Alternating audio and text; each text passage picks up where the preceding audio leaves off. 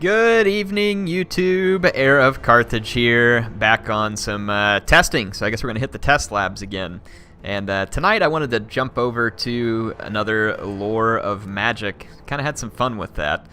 So let's do a lore of magic that I think you all are going to enjoy. Oh wait, I was already on the Empire. Bright Wizard. So we're going to do the lore of fire. Lore of Fire, I think is what it is. So we're going to use the Bright Wizard. Obviously, the other option you have is Archaon, and then I want to say that there's another Bright Wizard, basically in the Chaos roster. But I think those are the only ones that I'm aware of that have fire. So let's take a look at the browser. So Lore of Fire right here. So you're going to have a Cascading Fire Cloak. There's no overcast. This is a fantastic buff. It only lasts for 19 seconds, but at 5 mana, you can't go wrong. You get way more armor-piercing damage and a lot of extra melee defense. Simple, effective, pretty short cooldown. Fireball. Fireball, of course, is a magic missile. It's homing. It says it does magical and fire damage. It doesn't home quite as well as some. This one gives it increased damage and armor-piercing damage. We'll test that. And then we got the Flaming Sword of Ruin, and Overcast extends its duration. It's only 34 seconds even on the extended duration. I kind of think that this Flaming Sword of Ruin should probably have a little bit longer duration to begin with, because 17 seconds just doesn't seem like enough time to make it worth it. We'll test all these though and see whether or not that I'm anywhere close to being on par. We got the Burning Head, which is one of the coolest looking spells in the game and actually does decent damage. It can be on the ground for up to 40 seconds, but this is one of those vortexes that's extraordinarily randomized, and for it to be on the ground for 40 seconds will never be useful because it's just completely unpredictable, and honestly I kind of hope that they change vortex spells a little bit to make them more worth it.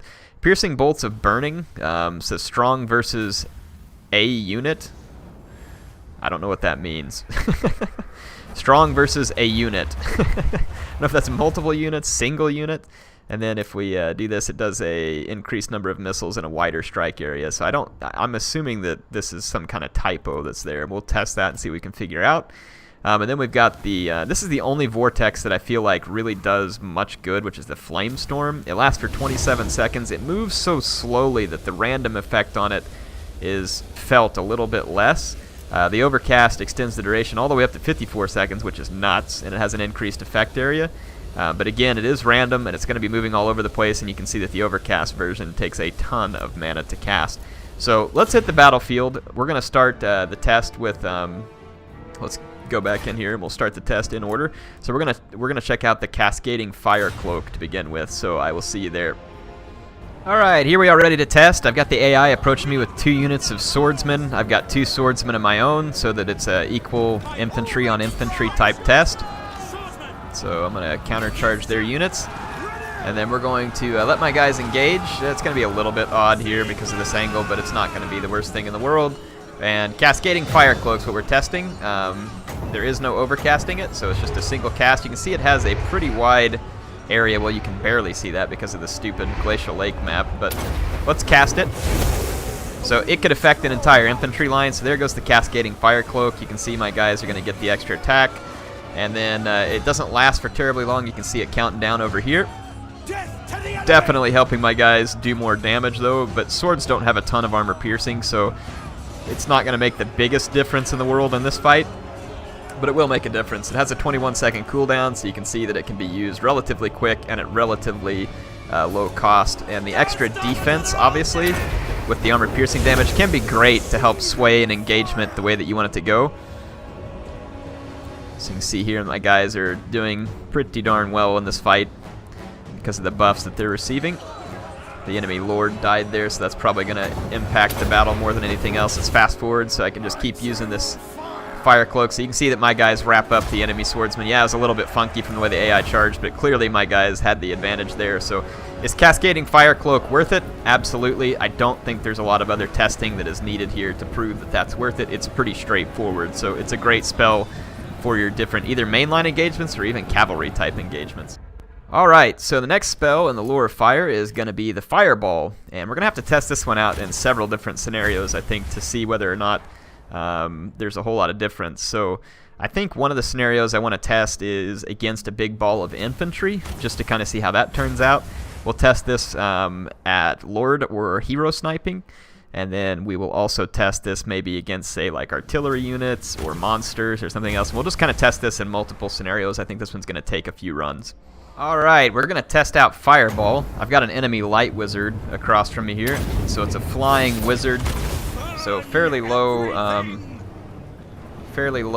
hit points. It was a hit. Not much damage. I mean, it looks like it was maybe a glancing hit. The recharge time is gonna have to take a second here. It's 5 more seconds. Let's see what happens if we get a better hit. So I'll try and take multiple shots here. Let's see again whether or not we get a decent hit. Yeah, again, it was just more of a glancing hit. So it doesn't look like it's spectacular, because even against a fairly low hit point unit like this light wizard, I'm just not doing a lot of damage. So it doesn't seem like that's a particularly good scenario. Let's try again, though, just to make sure we get it right. Alright, let's try an overcast fireball and see if that makes any difference. So it's overcast now. It's got increased armor piercing and increased damage, period. So let's see how different an overcast fireball is.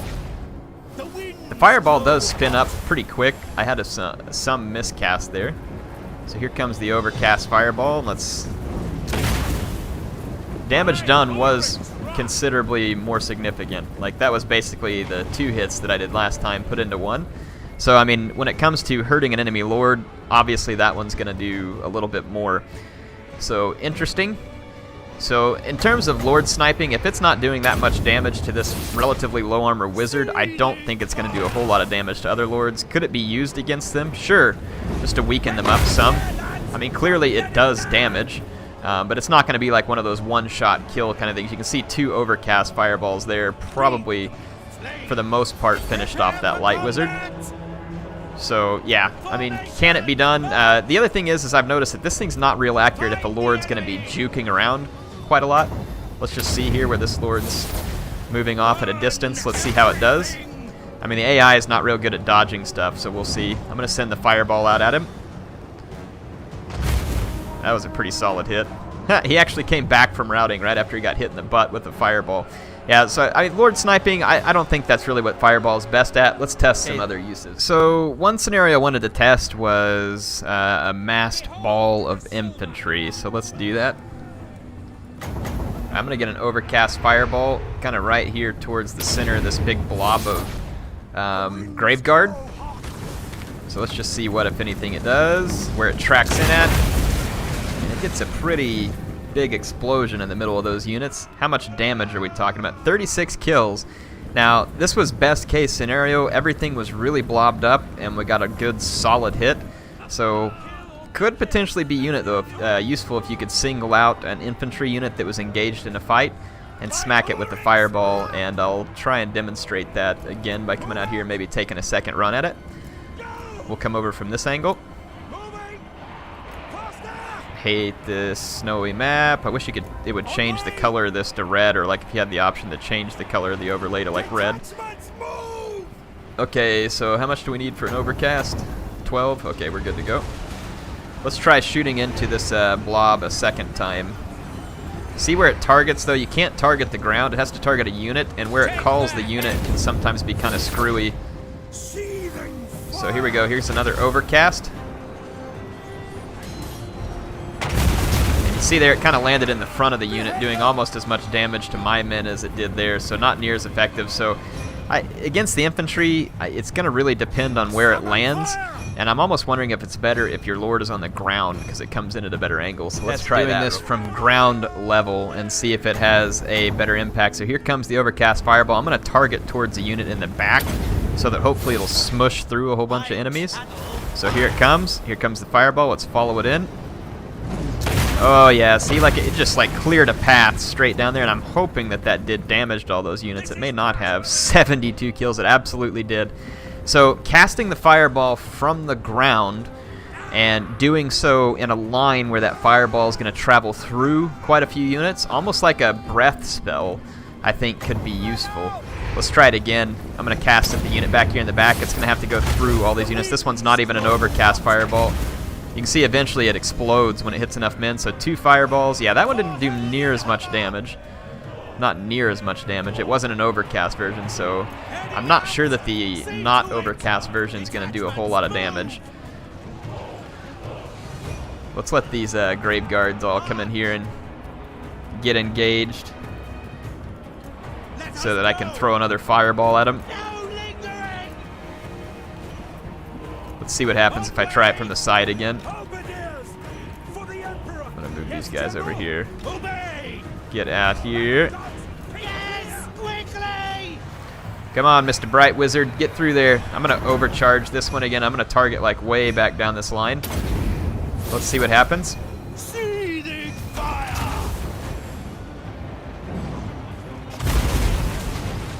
Let's see. So it kind of flew right over the tops of their heads and then came down, but it jumped the kills all the way up to 132. So that was about 50 kills.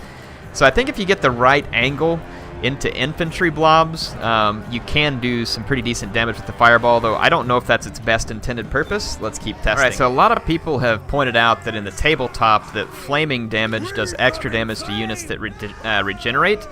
Let's see. I've got a unit of Cryptors here, monstrous infantry. Here it comes. I mean, it did pretty good damage. It dropped one of their unit models. Taking fire. Are they regenerating? They are not. Interesting. Let's get our spellcaster out of there. He's about to get the crap kicked out of him.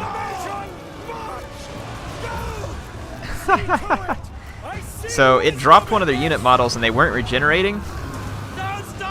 They are regenerating now. So it kind of did seem like that the... but let's test whether or not this is legit. Because right there when I popped them, they weren't regenerating. Here, you're going to see it actually comes up by 2 points every now and then. Let's pop them with another fireball and see what happens.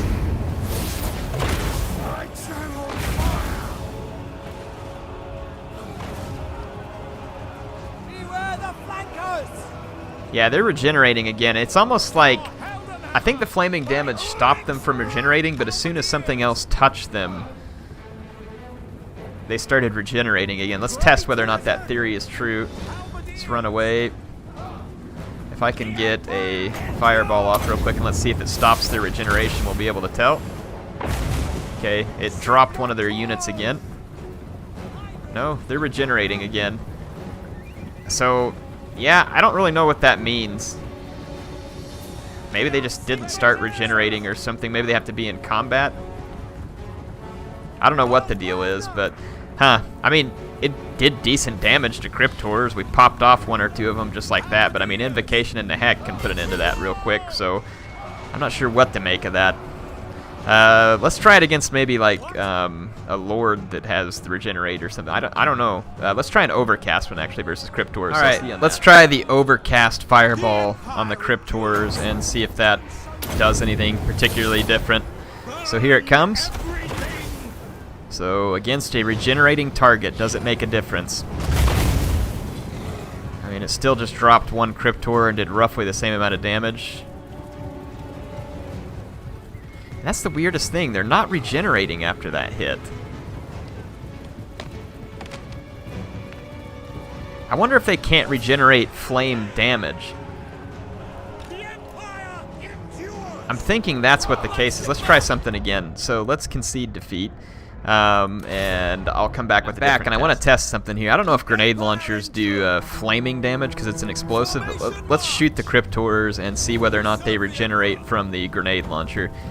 Because I have a theory here. I want to see if this fire damage keeps, or like if fire damage on a unit that regenerates does not regenerate. That's the question. So we did the damage. Okay, so the grenade launcher damage is regenerating. So that's obviously not considered flaming, but my goal here is to have units that are faster than the Cryptors.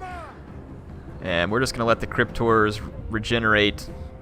Let's just see what happens. We're just going to let them regenerate. I'm just going to run away. I'm not going to let the Cryptors catch me. I don't want to let them regenerate all their damage there. Because they clearly can tank off damage from an Outrider. And they are almost fully regenerated. We should be able to just straight out run these guys. What's their speed? Speeds. Yeah, my speed's faster, so we're good.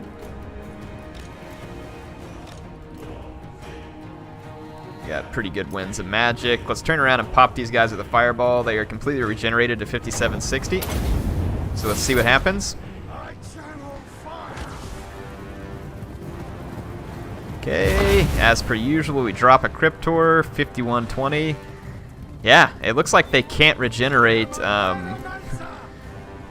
can't regenerate the damage done by fire, is what it seems like. The question is if they even take just the littlest bit of damage from something else, can they regenerate it? Because right now they're at 5120. So what I want to see is if that damage is permanently unable to regenerate. So let's bring in the grenade launchers, because we know that previously they regenerated the damage from the grenade launcher. And let's see if they take a hit from the grenade launcher, does it go back to 5120, or will it go all the way back to their original health? Like, will it reset it? Because if so, that kind of blows. But let's see. If this just resets to 5120, that's pretty cool. That makes a difference. Alright, so they're going to start healing, and let's see what it resets itself to.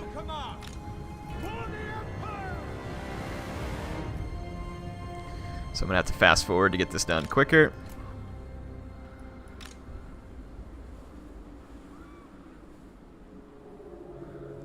Just going to let the Cryptors catch up to me a little bit. Should be able to stay in front of them. Okay.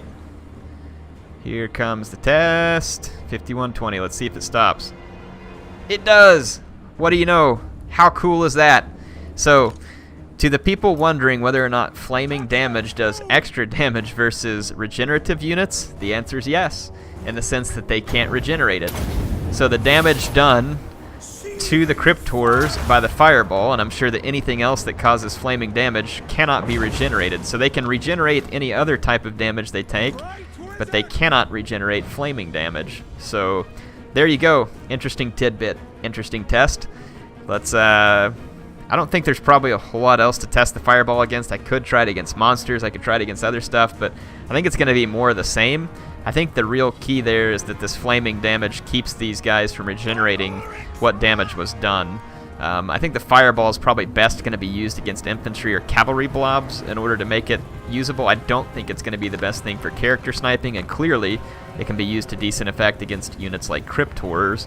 And I wonder if the same is true for King Leon Kerr. Let's check that. Alright, here we are with King Leon Kerr. Let's see if it's the same thing. It should be.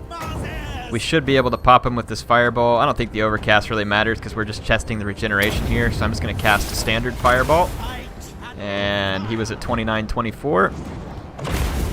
Takes a hit. Oh, now look at that. Leon Kerr, he regenerates. So apparently the ladies champion is different than the regenerate ability, so don't expect this same thing to work on Leon Kerr. So how about that for an interesting test? Here you go. Only at Patchy Labs Inc. are you going to come out with sweet stuff like this. So yeah, Leon Kerr is not phased by fire damage. He can and will regenerate it. See you on the next test. Alright, so the next bit of magic we're going to test is the Flaming Sword of Ruin, and that's going to be the end of this episode. We'll do a part 2 so that we can do justice to all these other spells over here. So the Flaming Sword of Ruin, it imbues magical damage and fire damage into your weapons. So it should feasibly help them take down ethereal units and also hurt units like Cryptors that do replenishment. Let's go give this a bit of a test. So here we go. Test the Flaming Sword. First, I need to get some good test results. Demigryph Knights on Hex Wraiths, because I'm going to test this with and then without the. So this is without the Flaming Sword of Ruin. You can see that my Demigryph Knights are doing quite well versus the Hex Wraiths, but I need to just. I'm going to fast forward just a little bit, but then I'm going to hit play to make sure that I don't miss the end of the battle here. So we're down under half health. 2568. See what happens. The Hex Wraiths are crumbling. They've put up a pretty decent fight against Demigryphs. Hex Wraiths aren't really meant for a head-on fight like this with Demigryphs because they just don't have the hit points, even though they get really nice. Should Shock value, so 21-29. Let's do a rematch. So if the Flaming Sword of Ruin does actually imbue magical and fire damage, when I do this, we should get a better result than the 21-29 that was left previously. Let's go ahead and hit play. We're going to get the flaming damage right off the bat here. So there we go. My guys get the extra flaming damage. And let's see what the result from this fight is. I mean, right off the bat, it is apparent. They are beating the crap out of the Hex Wraiths because of the magical damage and the flaming damage. Now here, it's the magical damage that matters because the Hex Wraiths are not, they don't have any resistance versus the magical damage. They have resistance versus physical, so huge difference there. That was about 1,100 hit points worth of difference. So does this spell make a big difference in the right scenario? Absolutely. Let's test it in one more scenario. Alright, so the next place I wanted to test this was against Crypt Horrors because they regenerate. So I'm going to let the Crypt Horrors charge into my halberds, and we're just going to get a result against the Crypt Horrors without using the Flaming Sword of Ruin. So let's fast forward. Crypt Horrors are going to really start to eat it once the initial charge is over. They're going to come back in for another charge. Can't about half say I can't blame the vampires for this. They do much better on the charge. So what do you know, the AI actually trying to do something. Of course, it may fuddle the result a little bit if the Crypt Horrors continue to pull out. You can see they are clearly losing, and we're about half health. Okay, so we were about 3244 when the Crypt Horrors routed. Did they just rout, by the way? I thought they're supposed to crumble. They disengaged then. So we are at 2834 when they crumbled, 2833. Alright, 2833. Let's do the rematch. Back for the rematch, Crypt Horror on Halberd. And I'm going to let the Crypt Horrors charge, get their charge bonus over with. I'm going to let my guys stand back up and start to fight, because they're getting bashed around pretty hard at first. Alright, let's go ahead and drop the Flaming Sword of Ruin. Overcast version. So hopefully the Crypt Horrors don't disengage. They probably will, though. So we are attacking back on the Crypt Horrors, and these guys should not be able to regenerate the damage that I cause here, the fire damage. We're still under the Flaming Sword of Ruin. They are regenerating some of their damage, but it should only be the damage that was caused before I was imbued with fire damage. And the fire damage definitely made a difference there. Let's get them reformed. So the Crypt Horrors have taken pretty significant damage. Flaming Sword of Ruin has got 9 seconds left before it's ready. My guys aren't going to get braced because this guy's not back yet. Alright, so they're trying to brace again. Flaming Sword of Ruin is up again.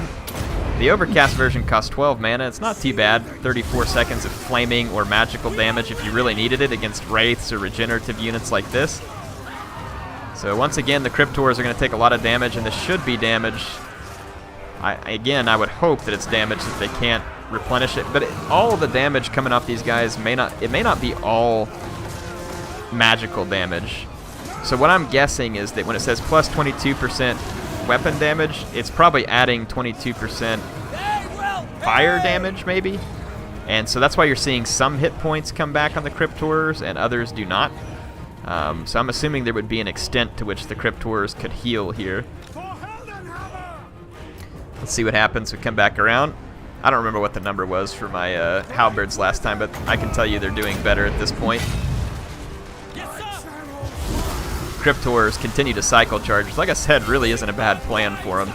But they are getting wrecked considerably harder by the fire and the magical damage that's done here. So a little bit different than ethereal units, because ethereal units just, yeah, so they did better. They were at 2846, so I would say that's a success. Hopefully y'all enjoyed this video. Tell me if you think I missed anything and got any wrong, or you want me to take a look at something else. And if not, I will see you back on Lore of Fire, Part 2.